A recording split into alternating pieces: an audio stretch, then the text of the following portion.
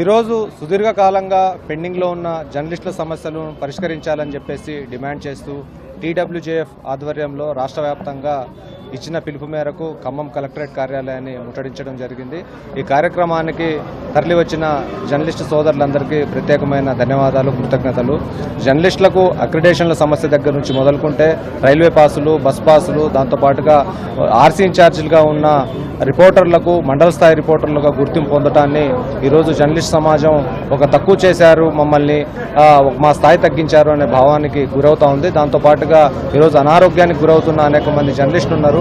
వాళ్లకు ప్రభుత్వ ఉద్యోగులకు ఏదైతే సంక్షేమాన్ని ప్రభుత్వం అందిస్తూ ఉందో అదే విధమైన సంక్షేమాన్ని అందించి జర్నలిస్టుల ఆరోగ్యాన్ని కాపాడాలని చెప్పేసి టీడబ్ల్యూజేఎఫ్ ఈరోజు డిమాండ్ చేస్తూ ఉంది. దాంతోపాటుగా ఇండ్ల స్థలాలు గత 20 సంవత్సరాల నుంచి ఇస్తామని చెప్పేసి గత ప్రభుత్వాలు నాంచాయి. కానీ ఇది ఇందిరామ రాజ్యం, సంక్షేమ రాజ్యం అని చెప్పేసి అనుకుంటున్నాం. కానీ ఈ సంక్షేమ రాజ్యంలో ఇండ్ల స్థలాల సమస్య పరిష్కారం అవుతుందని చెప్పేసి భావిస్తూ ఉన్నాం.